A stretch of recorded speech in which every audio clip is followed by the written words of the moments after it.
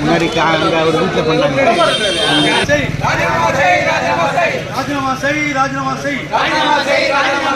காங்கிரஸ் தலைவர் வைத்திலிங்கமே டெபாசிட் இழந்த கட்சி தலைவர் வைத்திலிங்கமே ராஜினாமா செய். கட்சி தலைவர் ராகுல் காந்தி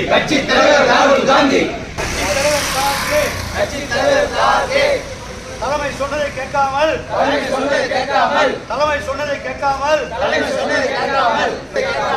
தன்னிச்சையாக முடிவெடுத்து வைத்திலிங்கமே ராஜினாமா செய். பதவி விலகு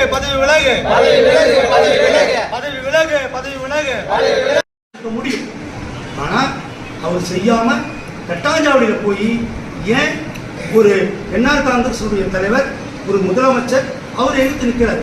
ஏன் நிற்கிறாரு? இந்த காரணம் தெரியல. இப்ப நாங்கள் அன்னைக்கே சொன்னோம், 4வது இடத்துல வந்து டெபாசிட் போயிடுச்சு. அவரு ராமாயணத்தில் நின்றுனாருன்னா நிச்சயமா மாற்றி தோக்கடிச்சிருக்கலாம்.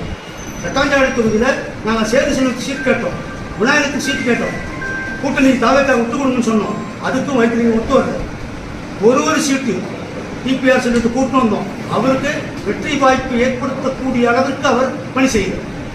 இந்த தேர்தலில் அவரு ஒரே ஒரு தொகுதியில் மட்டும் வேலை செஞ்சுட்டு போயிட்டார். எந்த தொகுதியில் மண்ணாடிப்பட்டில் மட்டுமே ஓட்டு கேட்டார். காரைக்கால் பக்கம் போகவே இல்லை. காரைக்கால் இன்னைக்கு நம்ம 0. புதுச்சேரியில் ஒரே ஒரு சீட் மட்டும் தான் நாங்கள் ஜெயிச்சிருக்கோம். இதற்கு தார்மீக பொறுப்பேற்று வைத்திலிங்கம் அவர்கள் ராஜினாமா செய்ய வேண்டும். இல்லை என்றால் ராகுல் காந்தி தெளிவாக சொன்னார். 18 ஃபார்ம் கொடுத்தார். உண்மையாக தான் 18 பேர் நில்லுங்க, வெற்றி வாய்ப்பு உள்ள தொகுதியில காங்கிரஸ் நில்லுங்க, இல்லைனா 30 தொகுதியில நீங்க ஃபார்ம் கொடுங்கன்னு சொல்லியிருக்காரு.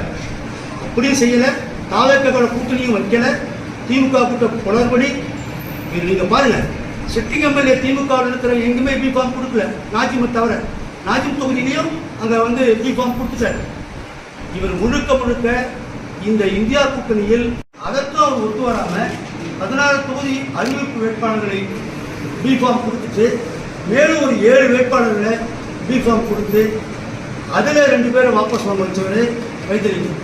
இப்போ இந்த மக்கள் விரோத என்டிஏ அரசு மேலே மக்கள் வந்து இந்த சென்ற அரசு பிஜேபி அரசு என்ஆர் அரசு மக்கள் அவ்வளோ வந்து தூக்கணும்னு நினச்சிக்கிறாங்க.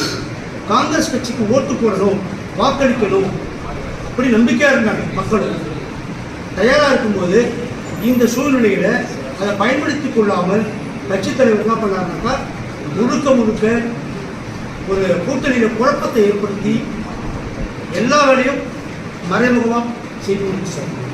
நாங்கள் கேட்குற ஒரே ஒரு கேள்வி, மனு தாக்கல் பண்ணும்போது வைத்திலிங்கத்தை சொன்னோம், நீங்கள் கட்டாயம் நிற்காதுன்னு சொன்னோம். ஆனால் அவர் முன்னார் இன்னைக்கு அவர் டெபாசிட் போயிடுச்சு. ஒரு காங்கிரஸ் தலைவர் டெபாசிட் போயிடுச்சுன்னா கீழே இருக்கிற காங்கிரஸ் தொண்டர் கண்ணீர் விடுவோம்.